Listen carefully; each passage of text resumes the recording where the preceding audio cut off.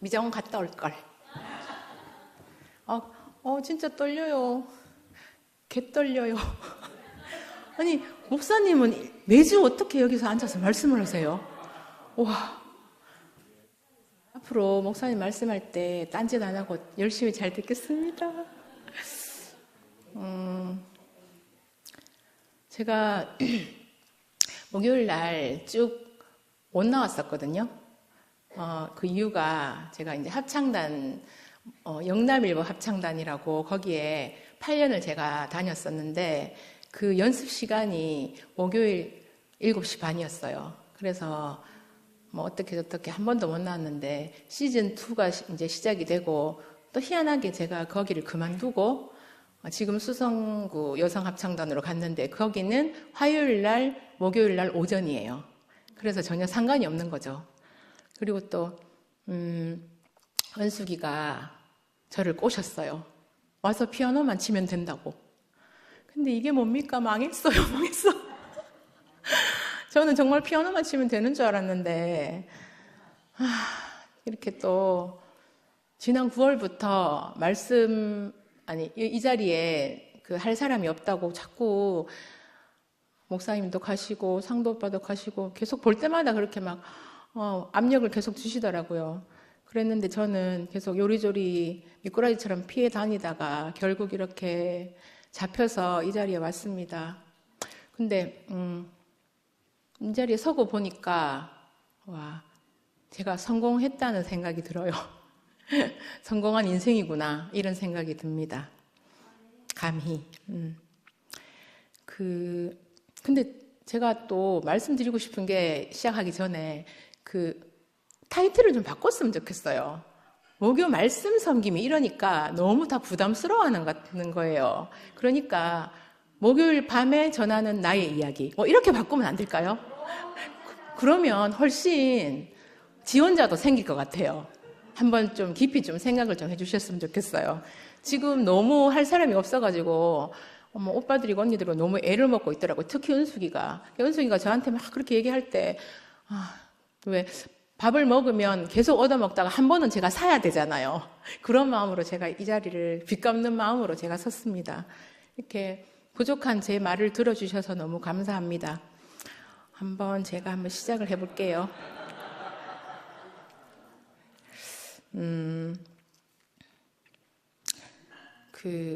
혹시 오디오가 비더라도 좀 느긋하게 좀 기다려주세요. 생각을 해야 되니까. 미국의 현대 음악가 중에 존 케이지라고 있거든요. 그 존 케이지라는 음악가가 4분 33초라는 현대 음악을 지었어요. 아시는 분 아시겠지만 그건 어떻게 하냐면 피아니스트가 피아노 앞에 자리에 딱 앉아가지고 뚜껑을 열어놓고 가만히 피아노 건반만 쳐다보고 4분 33초 동안 있어요. 어떠한 소리도 안 내고 가만히 있는데 그때 들려오는 어떤 공기 소리, 기침 소리, 이런 호흡 소리 이런 것들이 다 음악이라는 다 그런 의미로서 그 사람은 그걸 지었대요. 그것처럼 제가 말을 하다가 끊어져도 그것이 다 제 마음의 연결이라고 생각해 주시면 정말 감사하겠습니다. 이제 제 이야기를 시작할게요. 1971년 5월 4일에 북구 비산동 월세 단칸방에서 제가 태어났어요. 4살 위에 오빠가 하나 있는데 그 오빠는 첫째라서 아들이라서 그런지 모르겠지만 파티마 병원 종합병원에서 태어났는데 저는 집에서 우리 아빠가 저를 받았대요. 가위를 불에다가 이렇게 구워가지고 태추를 잘랐대요. 그렇게 제가 태어났다고 얘기를 하더라고요.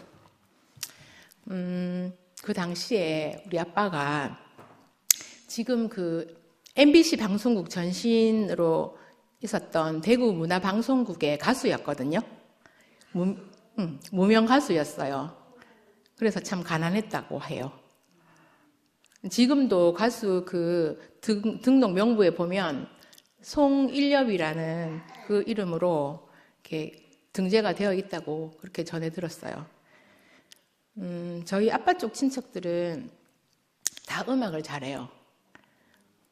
다 같이 한 번씩 옛날에 노래방을 가면 마이크 쟁탈전이 나고 난리가 납니다. 지금도 이제 그 사촌 동생 중에 한 명, 남동생이 프랑스에서 작곡가로 활동을 하고 있어요. 그리고 이제 시간이 흘러가지고 제가 5살 때부터 우리 집은 사진관을 경영하게 됐어요. 신천동에서 처음 우리 아빠가 이제 그 사진관을 열었는데 제 어릴 때부터 이게 시절은 그 장사하는 엄마 아빠 때문에 늘 제하고 오빠는 늘 우리끼리 놀아야 됐어요. 항상 우리끼리 책 읽고 우리끼리 밥 먹고 늘 그리고 엄마가 필요한 그 어떤 뭐 학교를 들어갈 때 입학 때 소풍 때 한 번도 엄마가 따라간 적이 없어요. 엄마 대신에 그 우리 외숙모가 늘 그 자리를 메꿔주셨어요. 그래서 늘 저는 외롭다는 생각을 어릴 때부터 좀 했죠. 그리고 왜 우리 집은 가족 간의 어떤 그런 그 사랑, 뭐 끈끈함, 엄마의 어떤 자리 이런 게 없을까? 늘 마음이 늘 힘들었고 늘 우울했어요. 그리고 이제 그 사진관을 하면 3월달 그 1년 중에 3월 초가 되면 그 학교마다 생기부에서 그 붙여야 될 그 증명사진 그거를 다 찍어서 가지고 오라는 그런 때가 있거든요. 그때 되면 저희는 잠을 잘 수도 없어요. 새벽 5시쯤부터 방에 다 쳐들어와요. 학생들이. 그 밤새도록 아빠가 그거를 암실에서 사진을 뽑아갖고 방에다가 축 널어놓으면 그거를 자기 얼굴을 찾으려고 다 들이닥쳐가지고 저희가 누워있는 이불이며 뭐며 막 발로 다 밟고 그런 게 너무너무 싫었어요, 저는. 왜 우리 환경은 이렇게밖에 안 될까? 하여튼 그랬었죠. 되게 정말 쪽팔리더라고요. 그렇게 사는 게. 참 철이 없었죠, 그죠? 그런 이제 국민학교 시절을 제가 지나고 나서 길 건너 만천동에 있는 동부여중 2학년 때 그때 말씀드렸다시피 선미를 만나가지고 선미 따라 대구 중앙선결교회에 함께 다니게 됐어요. 저희 집도 원래 기독교 집안이라 가지고 105살, 105세에 돌아가신 저희 할머니가 그 교회를 엄청 열심히 다니셨거든요. 그리고 효목교회 엄청 열심히 다니셨고 저는 이제 어릴 때부터 그 항상 주일날 8시 돼서 제가 초등학교 1학년 때부터 6학년 때까지 줄곧 그 성가대를 했거든요. 그 8시에 은하철도 999 그것도 포기를 하고 8시에 교회를 가면 10시 반부터 어른 예배가 시작하는데 저희 할머니는 항상 8시부터 와 계세요. 그래서 앉아가지고 아까 미화 언니한테 사진 한 장 보냈는데 저희 할머니가 평생 갖고 계셨던 그 찬송가하고 이게 찬송가예요. 성경책이 아니라 예전에는 악보가 없는 이런 성경책이 있더라고요. 이거를 그때 이 사진이 저희 할머니가 돌아가셨을 때 그 장례식장에 제가 올려놓은 그 사진을 제가 찍은 거거든요. 그래서 그때 생각이 나요. 그래서 이게 이제 저희 할머니가 평생 갖고 계셨던 그런 성경전서하고 찬송가. 그리고 또 할머니뿐만 아니라 저희 그 작은 할아버지는 신령교회 장로님이셨어요. 그리고 그 장로님 큰아들이 저하고 나이가 똑같은데 거기는 이제 목사님이고 지금 그렇게 하고 있거든요. 어릴 때부터 하나님이 저를 찜해셨다는 생각이 들어요. 우연히 교회에 온 게 아니겠죠, 그죠?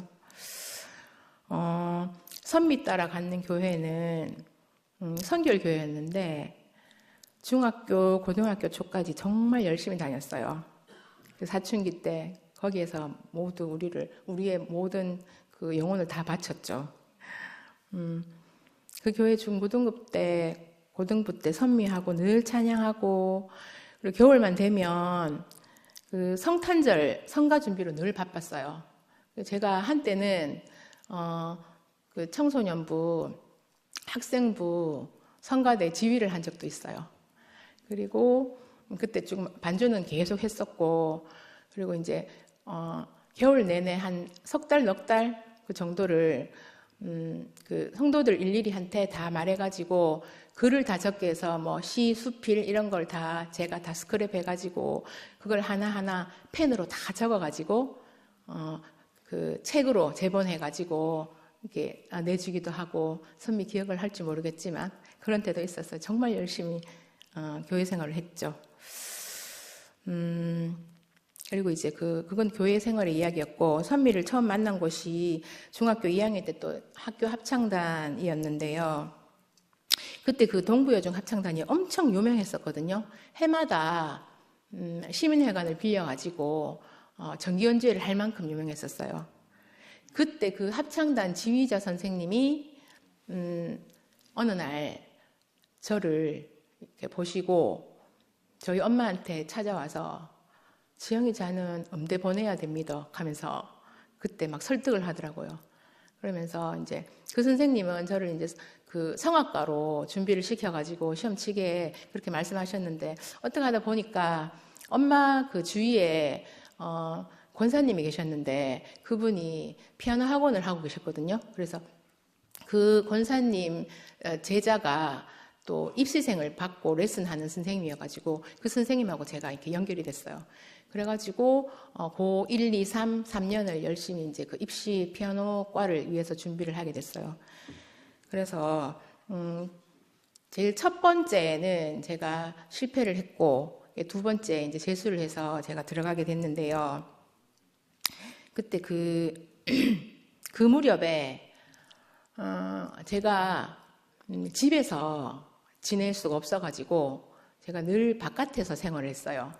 그러니까 그 이야기를 좀 하자면, 지금 이제 생각을 하면 저희 집은 어릴 때부터 가정폭력이었거든요. 그러니까 아빠가 엄마를 늘 팼어요. 늘 두들겨 팼어요. 저는 다른 집도 그런 줄 알았는데 친구들 만나고 이렇게 보니 안 그렇더라고요. 너무 따뜻한 집도 많았고 저랑 다른 환경의 사람들이 너무 많더라고요. 그걸 보고 제가 좀 많이 놀랬죠. 그래서 아빠한테 늘 맞는 엄마를 보면서 저는 난 절대 저렇게 안 산다, 이렇게 늘 어릴 때부터 그렇게 다짐을 하고 살았는데 어떻게 교회 와가지고 그게 다 바뀌어서 이렇게 형제를 만나고 결혼도 하고 이렇게 잘 살고 있지요. 이게 다 하나님의 은혜가 아니겠습니까?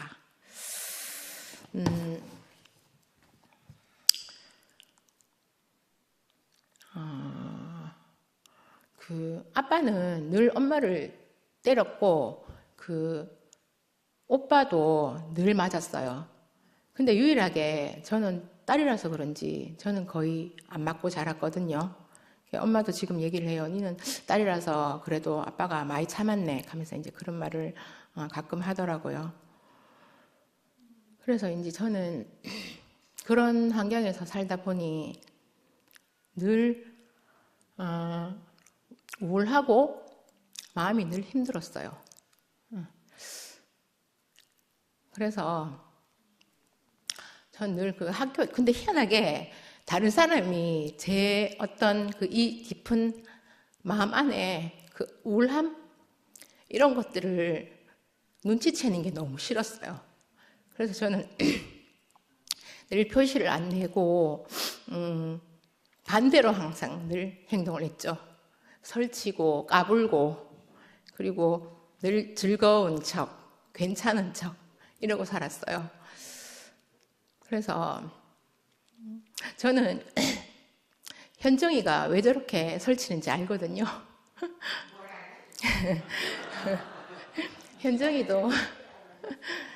현정이도 성인 ADHD니까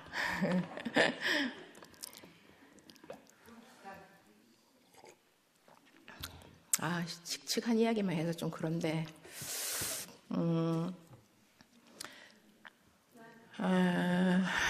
그래가지고 아까도 말씀드렸다시피 제가 집안에 계속 같이 엄마 아빠랑 오빠랑 같이 집에서 살 수가 없었잖아요. 늘 바깥에 떠돌이 생활을 했죠. 이 집 저 집. 지금 생각하면 제가 나쁜 친구들 게임에 빠져가지고 이렇게 노는 애들하고 휩쓸려서 이상하게 안 풀린 게 너무 신기할 만큼 다행이에요. 너무 감사합니다. 그게. 그 우울한 시절 제가 만난 친구가 또 있어요. 중학교 3학년 때 우리 반이었던 그 정희라는 친구를 제 교회 오기 전 인생 친구 2번으로 제가 말씀을 드리면 그 친구도 환경이 저랑 비슷해요. 이복 언니가 있었고 이복 오빠가 있고 이렇게 엄마하고 이복 언니 오빠 이렇게 3명이서 이렇게 엄마 언니 오빠 이렇게 4명이서 아빠는 멀리 계셨고 그렇게 사는 친구였거든요. 그 친구가 그 학교 근처에 살았는데 저보고 집에 같이 와서 있어도 된다고 얘기를 하더라고요. 그래서 그 집에서 계속 중학교 3학년 때 줄곧 그 집에서 계속 살면서 걔랑 같이 공부하고 학교를 다녔어요. 그러고 나서 이제 우리가 중학교 3학년 때 그 고등학교 진학을 위해서 연합고사라는 시험을 쳤거든요. 그때 그 시험을 치고 나서 발표 날 그 친구한테서 연락이 와요. 그 친구가 시험 쳤다고 멀리 그 직업 군인으로 가 계셨던 제천에 계신 아빠한테 언니와 함께 가서 이제 좀 보고 오겠다 이렇게. 저 위로 가셔야 될 것 같은데요.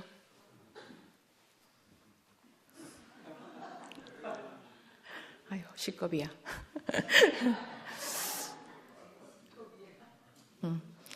그 친구가 언니와 함께 아빠를 만나고 오겠다고 이제 일주일 갔다 올게 하고 이제 갔거든요. 근데 연락이 왔는데, 아빠가 이제 직업 군인이다 보니 그 군용 차를 타고 가다가 그 차가 뒤집혔대요. 그래서, 언니하고, 언니만 살고, 아빠랑 정이랑 죽어요. 그래서 그 소식을 듣고, 그때부터 저는, 우울하다, 슬프다, 이게 아니라, 죽고 싶었어요. 그래서, 살아서 뭐 하겠노? 이런 생각이 들더라고요, 늘. 그리고 나서, 그 친구는 죽었지만 배구역으로 됐다는 이야기를 들었고 이제 선미는 경명역으로 가고 저는 그 연합고사 2개 덜 맞아가지고 배영역으로 갑니다. 제가 뭐 사실 중학교 3학년 때 공부라는 걸 할 수가 있었겠어요. 그 친구하고 늘 그 집에서 살았기 때문에 공부를 안 했죠. 예. 배영역을 가서 학교를 가 보니까 그때 그 학교에 계셨던 그 교장 선생님이 일주일에 한 번 자성록이라는 거를 쓰게 하고 검사를 하더라고요. 자기의 이야기를 적어서 담임 선생님이 일일이 다 체크를 하고 좀 특이한 시스템인데 그때 제가 늘 똑같은 말을 늘 적었겠죠. 죽고 싶다, 살아서 못하나, 인생은 허무한 것. 늘 이렇게 적다 보니 그거를 1학년 제가 들어갔을 때 담임 선생님이 정한선 선생님이었거든요. 그거를 그 글을 보고 이제 저를 딱 찍었어요. 그러고 나서 집요하게 저한테 계속 이제 이야기를 했죠. 그리고 나를 따라가면 인생이 복되다. 그래서 제일 처음에 제가 간 게 교회가 아니고 지금 경북 아파트에 경북 누님이라고 계시잖아요. 그 집에서 양문회 전신인 그 2시 모임이 거기서 하더라고요. 거기 제일 처음에 제가 갔는데 이 목사님 중간에 놓고 이제 빽빽하게 이제 동그랗게 둘러싸서 말씀이라는 걸 하고 뭐 이렇게 하더라고요. 그러고 나서는 제가 몇 번 거기 모임을 참석하고 또 한성 선생님하고 계속 이렇게 교제를 하고 그러다가 이건 아니다 생각이 들더라고요. 이단이네. 가면 안 되겠네. 그러면서 더 열심히 선미랑 같이 교회 생활 열심히 했죠. 중앙선결교회 가서. 예. 그리고 이제 2학년 고등학교 2학년 지나고 고3 때 담임 선생님 발표가 났는데 홍원 선생님이었어요. 그래서 쓰레기차 피하려고 하다 똥차 만났네 하면서 정한선 선생님보다 훨씬 더 집요하게 저한테 접근을 해가지고 작업을 하는 거예요. 작업을. 근데 저는 그때 정말 곤고함의 극치였기 때문에 다른 어떤 선택의 여지가 없었어요. 그리고 그때 선생님은 저를 세상에 없는 그런 사랑으로 저를 딸처럼 키우셨죠. 늘 선생님 집에 가고 그러고 이제 그때 이제 선생님 따라서 양문회가 그 지금 호사나 산부인과 그 빌딩의 4층에서 교회 있을 때 2시에 그때 시작이 됐어요. 그러면서 그 2시 양문회를 열심히 다녔죠. 그리고 이제 아까 입시에 실패하고 정말 선생님은 저를 정말 극진하게 그렇게 사랑을 퍼부어주셨거든요. 전 그거는 지금 어떻게 됐던 간에 각설하고 그거는 진짜 부정 못합니다. 너무 감사하죠. 정말 제가 학교 입시 때 엄마도 못 가고 아빠도 못 가는 그 자리를 다 선생님이 다 메꿔주셨고 시험 칠 때까지 따라다니고 다 그랬거든요. 그리고 이제 제가 처음 그거는 실패를 하고 한 번 더 재수를 한번 해보겠다고 엄마하고 아빠가 이제 알겠다. 딱 한 번만 더 해보자. 이때까지 했는 게 아까우니 돈을 대주신다 해가지고 했어요. 정말 열심히 했거든요, 그때. 그래서 그때는 실기도 많이 봤지만 공부도 많이 봤어요. 공부를 정말 열심히 해가지고 점수를 잘 따서 제가 이제 합격을 하게 되는데 그때 이제 재수 때 그때 잠깐 또 제 인생 친구 3번 친구가 또 등장을 하죠. 그 친구가 소영이에요. 그 송소영이가 이제 초등학교 때도 같은 학교고 중학교 때도 같은 학교 절친이었어요. 걔도 나름. 걔도 복잡한 가정사 있는 거 둘째가라면 진짜 서러운 친구거든요. 그 친구를 그때 걔는 바로 학교 입학을 했기 때문에 경대 미대 서영학과 1학년에 다니고 있었고 그때가 6월 달인가 여름이었어요. 우연히 동성로에 제가 문구센터에 문구를 사러 갔다가 거기서 소영이를 우연히 만나게 돼요. 소영이는 이제 학교를 들어갔고 나는 재수를 한다고 정신이 없었기 때문에 서로 왕래가 없었는데 그때 만나서 카페 가서 이야기를 쭉 하는데 걔가 제 변한 모습을 보고 깜짝 놀라는 거예요. 어떻게 네가 이렇게 변했지? 늘 죽는다 하고 늘 울고 다니던 네가 어떻게 이렇게 밝게 누구를 만났길래 무슨 짓을 했길래 이렇게 인생이 바뀌었냐 이렇게 묻더라고요. 당연히 이제 원선이 오빠를 이제 얘기를 했고 또 당연히 연결이 됐고 걔도 진짜 가난한 애였거든요. 정말 갈 데가 없고 갈 곳이 없고 저보다 더 했으면 더 했지. 정말 힘든 친구였기 때문에 그러고 나서 저는 재수를 하느라 늘 시간이 없었는데 저의 자리를 소영이가 들어가서 원선이 오빠랑 또 새로운 만남으로 사랑을 또 시작하게 됐어요. 그래서 걔가 교회로 오게 됐고 근데 갑자기 걔가 교회로 왔다는데 결혼을 한다네요. 이게 무슨 소린가. 정성수 형제라고 그 사람과 결혼을 한대요. 나는 듣지도 보지도 못한 사람인데 그래서 그때 당시에 저는 몰랐는데 교회에서 운영하고 있던 장수원이라는 지금 코롱 아파트 자리 거기에 식당이 있었거든요. 거기에 교회 형제, 그러니까 교회 오빠들이 여럿이서 같이 운영을 한다고 하더라고요. 거기에 제가 듣기로는 사장님이래요. 저는 이제 교회 거라고 생각을 못하고 저한테 이야기하기를 그 사장님이고 그 밑에 이제 교회 오빠들을 데리고 일을 한다 이렇게 얘기를 하더라고요. 그래서 재수할 때는 이제 바빠서 못 갔고 학교 입학하고 나서 이제 시간이 있으니 그때부터 친구 따라 교회도 가고 또 자연히 그 길을 왔다 갔다 하면서 같이 놀았죠. 그리고 거기서 이제 저희 형제를 만나게 돼요. 91년 5월 5일. 그때 주일이었는데, 교회 집회 다 마치고, 당연히 이제 그 소영이랑 같이 그 식당으로 가서 이제 또 노니까 그쪽으로 갔죠. 저는 이제 교회에 와서도 친구가 없었어요. 처음에 원선이 오빠를 따라, 한성이 오빠를 따라 왔기 때문에, 순택이 오빠도 잘 알겠지만, 제 친구는 창석이 오빠들이었어요. 처음부터. 그래서 이제 가서, 거기 그 식당에 다니다가, 그날, 5월 5일 날 제가 가서 봤는데, 거기에 오빠들이 너무 열심히 일을 하시고 계시더라고요. 교회도 못 오고, 말씀도 못 듣고, 열심히 일요일이니까 또 얼마나 바빴겠어요. 그날, 오빠 모습을 보는데,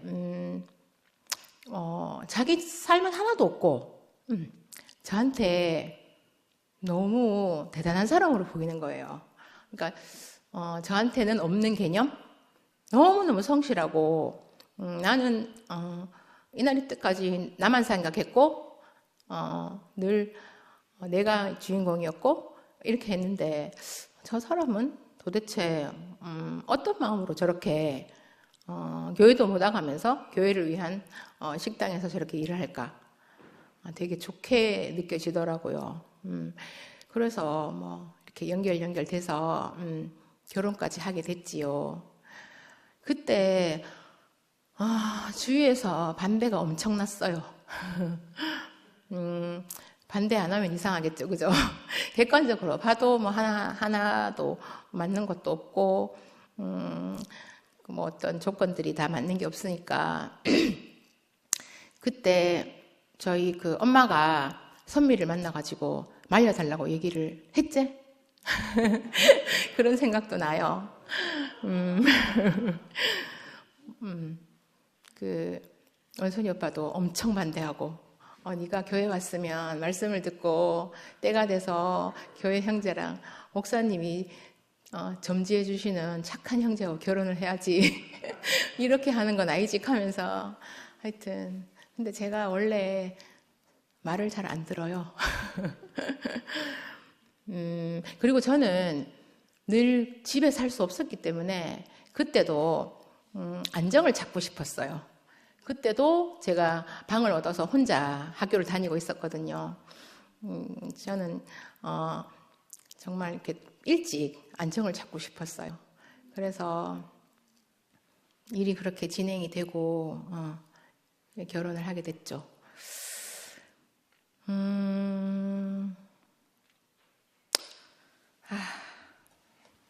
쓰기는 썼는데 제대로 안 되네요, 정말. 자,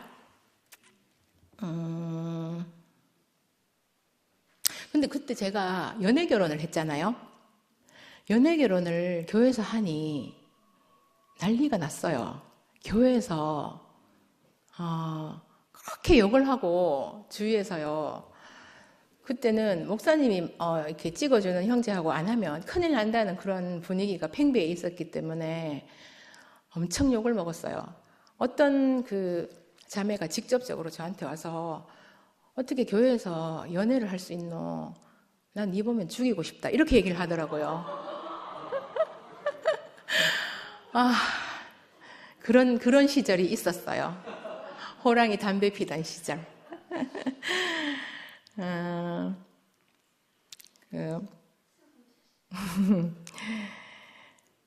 한 번은요, 여름 집회 가가지고 제가 빛을 보고 너무 넘쳐가지고 간증을 했거든요.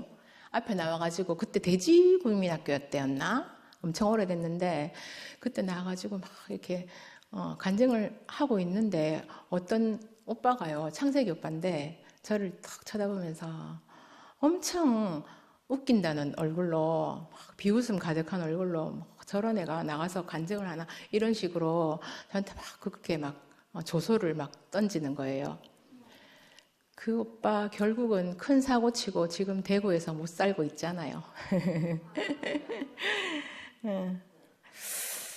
그래서 그 이후로 제가 간증 트라우마가 생기게 돼가지고 그러고 나서부터는 입이 다물어졌어요. 절대 제가 간증을 안 했어요. 못 하겠더라고요. 이상하게 간증만 하려 하면 너무 떨리고 다른 사람이 욕할 것 같고 그게 트라우마였던 것 같아요. 그러고 나서는 제대로 간증한 적이 별로 없어요. 그렇게 이제 교회 안에서 제가 이제 가스라이팅을 당하면서 그렇게 살았죠. 우물 안에 개구리처럼 그렇게 살았죠. 제가 2010년부터 2015년까지 5년 동안 방학한 적이 있거든요. 그때 5년 동안 제가 교회를 안 나오고 한 번도 안 나왔어요. 저는 늘 교회 생활을 하면서 해결 안 되는 부분이 있었어요. 온 교회 사람들이 다 24시간 단 1분 1초도 안 빼놓고 이현래 목사님만 생각하고 이현래 목사님하고 같이 있고 싶어 하고 무조건 이현래 그렇게 살고 있는데 저는 그게 안 되는 거예요. 정말 이상했어요. 왜 그게 안 되는지 미치고 환장하고 벌짝 뛰겠더라고요. 그게 제가 너무 마음에 깊은 짐이었기 때문에 그런 상태로 교회 생활을 계속 하다 보니 제대로 교회 생활이 됐겠나요? 그래서 제가 결국은 교회 밖으로 나갔죠. 그래서 또 그렇게 사니까 또 사라지더라고요. 이상하게. 적응이 되고 그땐 정말 목사님 말씀 1분 1초라도 더 듣기 위해서 모든 아이도 다 팽개치고 무조건 그렇게 안 살면 안 되는 것처럼 그렇게 막 사는 게 저는 너무 답답하고 너무 힘들었어요. 그리고 그렇게 안 살면 욕하고 왜 니는 세상인데? 왜 그렇게 안 사는데? 이게 맞는데? 늘 그렇게 저를 옥죄는 게 너무너무 싫었어요. 그러다가 2015년 8월 15일 날 교회를 새로 짓는다고 기공식을 했거든요. 그때 제가 그 기공식에 참석을 하게 됐어요. 어떤 마음으로 갔는지 모르겠는데 그때 여러 가지 식 중에 윤춘식 오빠가 밖에서 데려온 그 피아노 반주자 반주에 맞춰가지고 하나님 은혜라는 곡을 독창을 했거든요. 솔로로. 그 곡을 이렇게 하는데 와 너무너무 눈물이 나는 거예요.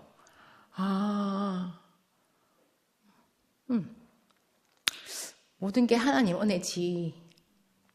내가 그걸 몰랐구나. 제 첫 자리가 생각났어요.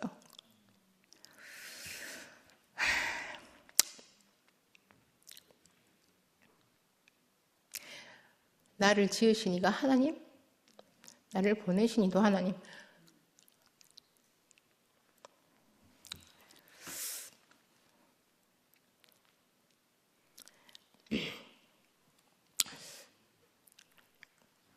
그날 이후로 다시 돌아왔죠.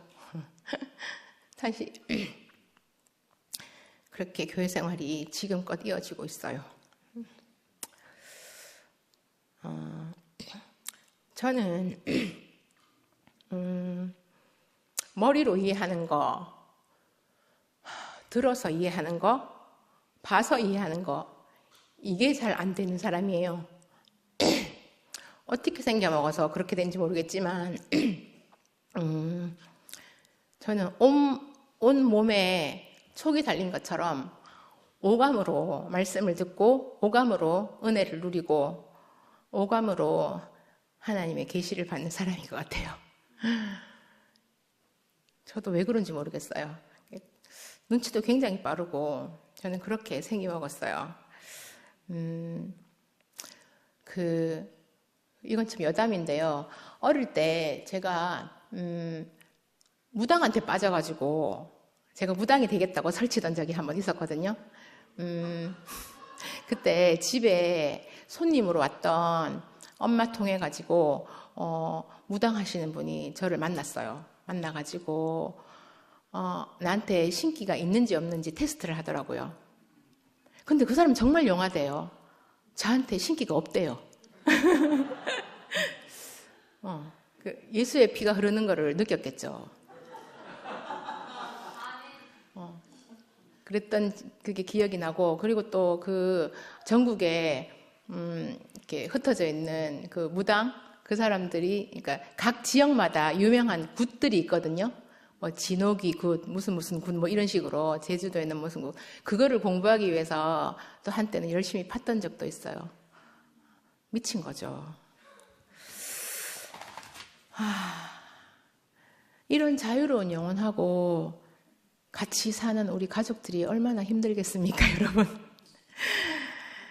참 채연이도 너무 감사하고, 이런 철딱선이 없는 엄마를 만나가지고 제가 얼마나 철없는 엄마인지 말씀을 드리자면, 제가 이제 사실 어릴 때 결혼도 했고 어릴 때 또 아기를 낳았잖아요.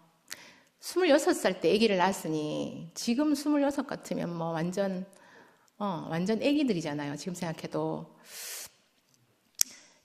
애를 놓고 병원에 누워 있는데 그때 제가 입원해 있던 입원실이 3층이었고 2층에 신생아실이 있었거든요.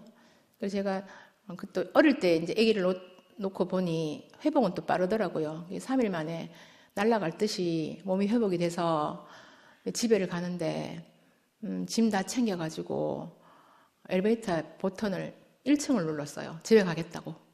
아기는 2층에 있는데. 안 웃겨요? 웃으라고 이런 말 했는데. 그렇게 제가 개념 없고 철없는 엄마입니다, 지금도. 그런 엄마 만나가지고 채연이 진짜 많이 고생했죠. 지금도 고생하고 있고 멀리서 타지에서.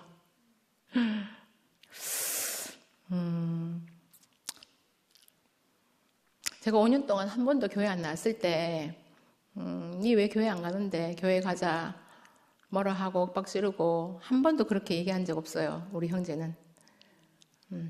그래서 제가 더 빨리 돌아오게 된 이유일지도 몰라요.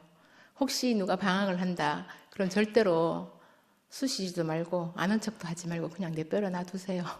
다 때가 되면 옵니다. 저는 우리 2PM에서 비로소 참 교회 생활을 만났고 참 교회 생활을 하고 있어요. 너무 감사하지요. 다들 그렇게 생각할지 모르겠지만 이렇게 갈라지고 나서 2PM이 생기고 제가 제일 수혜자인 것 같아요. 그런 생각이 자꾸 들어요. 제가 교회 생활이 너무 힘들고 답답했는데 2PM에 와서는 이렇게 활기치고 너무 즐겁게 잘 살고 있잖아요. 하나님이 사람을 지으시고 참 기쁘다 하심이 무엇인지 하나님을 표현하기에 부족함이 없는 우리임을 절실하게 느끼면서 살고 있습니다. 그리고 여기서 제가 100% 또 쓰이고 있고요. 요즘처럼 제가 이 달란트로 쓰이게끔 지원을 해주고 이렇게 낳아주신 부모님이 고마울 때가 없어요. 그런 생각이 참 잘 깊이 들더라고요. 이번에 준비하면서도 깊이 들더라고요. 오늘 제 이야기 제목을 Why We Sing이라고 지었는데, Why We Sing, 이거는 직역을 하면 우리가 노래하는 이유, 이런 뜻이 나오거든요.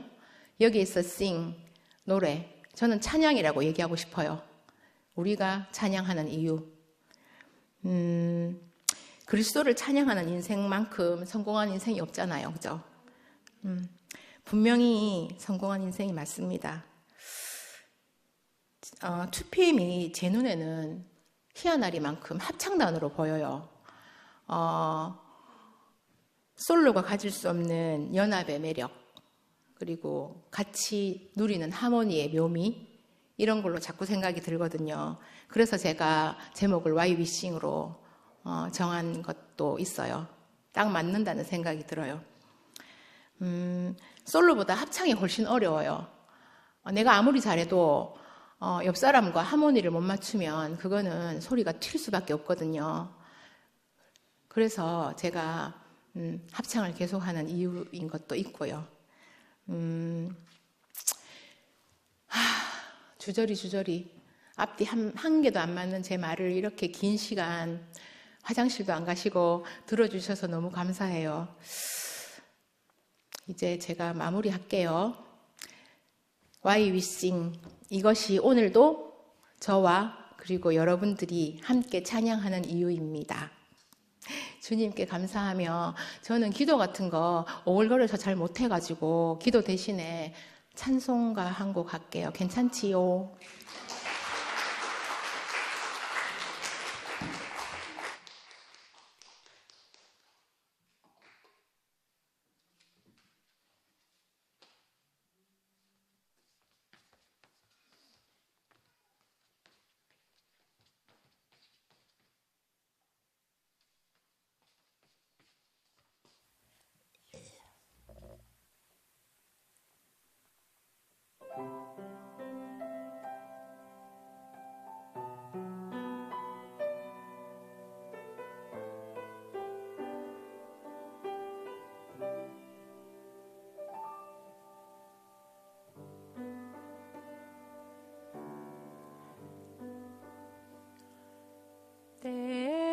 때로는 너의 앞에 어려움과 아픔 있지만 담대하게 주를 바라보는 너의 영혼, 너의 영혼 우리 볼 때 얼마나 아름다운지 너의 영혼 통해 큰 영광 받으시 하나님을 찬양 오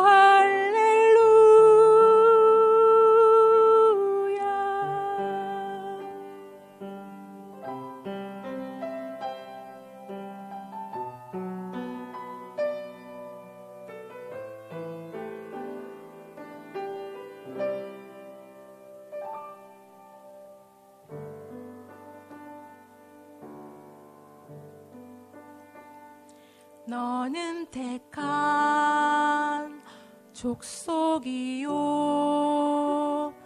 왕같은 제사장이며